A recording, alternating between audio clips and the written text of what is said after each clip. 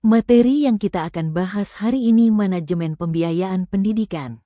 E-book apa sih manajemen pembiayaan pendidikan? Kegiatan yang berkenaan dengan penataan sumber, alokasi, dan pertanggungjawaban penggunaan dana pendidikan secara efektif dan efisien untuk menunjang pencapaian tujuan pendidikan.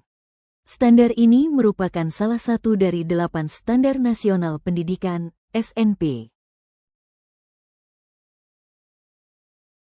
Tujuan utama manajemen pembiayaan adalah efektivitas, menjamin dana digunakan untuk mencapai tujuan pendidikan, mutu dan relevansi.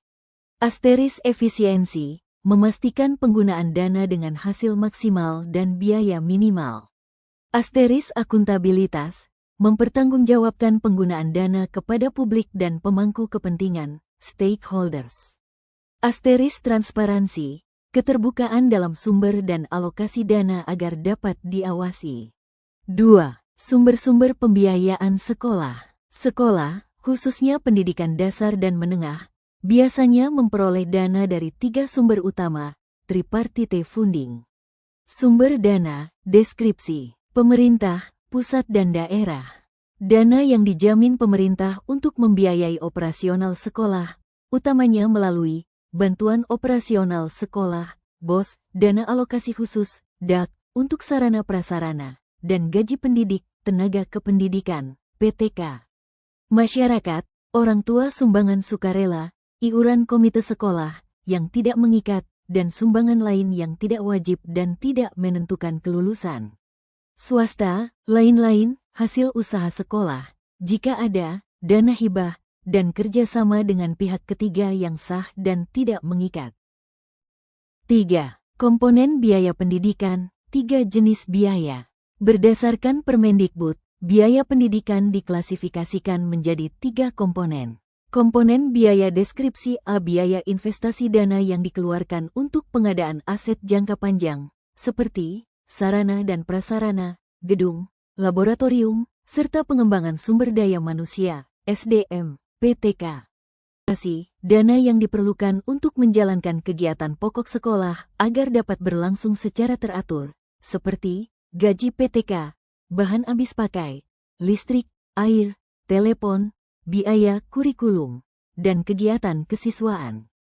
C. Biaya personal dana yang dikeluarkan oleh siswa, orang tua untuk keperluan individu siswa, seperti pakaian seragam, buku dan alat tulis pribadi, dan biaya transportasi. 4. Siklus manajemen pembiayaan, fungsi inti, perencanaan, budgeting. Menyusun rencana anggaran pendapatan dan belanja sekolah, RAPBS, atau rencana kegiatan dan anggaran sekolah, RKAS. Ini adalah tahap paling krusial. Pelaksanaan, execution. Menggunakan dana sesuai pos-pos yang telah ditetapkan dalam RKAS secara tertib dan disiplin. Pengawasan, controlling. Melakukan kontrol terhadap penggunaan dana, termasuk audit internal dan eksternal. Pertanggungjawaban, accountability. Menyusun laporan keuangan secara berkala, bulanan, tahunan, dan menyampaikannya kepada pihak berwenang, dinas pendidikan, komite, dan orang tua.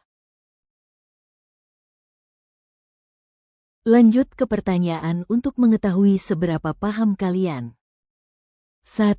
Pertanyaan mengenai komponen biaya. Dana yang dikeluarkan sekolah untuk pengadaan aset jangka panjang, seperti pembangunan gedung sekolah, laboratorium baru, atau pembelian perpustakaan lengkap, diklasifikasikan sebagai A. Biaya operasi, B. Biaya investasi, C. Biaya personal, D. Biaya tak terduga. Jawabannya adalah B. Biaya investasi. 2. Pertanyaan mengenai sumber dana utama. Dana bantuan operasional sekolah, BOS, yang diterima oleh sekolah merupakan representasi dari sumber pembiayaan pendidikan yang berasal dari A. Masyarakat dan komite sekolah, B. Usaha mandiri, swasta, sekolah, C. Pemerintah, pusat dan daerah, D. Biaya personal peserta didik. Jawaban yang benar C. Pemerintah, pusat dan daerah. 3. Pertanyaan mengenai siklus manajemen. Kegiatan menyusun rencana anggaran pendapatan dan belanja sekolah, RAPBS, atau rencana kegiatan dan anggaran sekolah, RKAS, merupakan tahap paling krusial yang termasuk dalam siklus manajemen pembiayaan, yaitu A. Pelaksanaan, eksekution, B. Pengawasan, controlling, C. Pertanggungjawaban, accountability, D. Perencanaan, budgeting. Jawaban yang benar D. Perencanaan, budgeting. 4. Pertanyaan mengenai tujuan. Manajemen pembiayaan memiliki tujuan untuk memastikan penggunaan dana dengan hasil maksimal dan biaya minimal. Prinsip ini dalam manajemen disebut A. Akuntabilitas, B. Transparansi, C. Efektivitas, D. Efisiensi. Jawaban yang benar D. Efisiensi.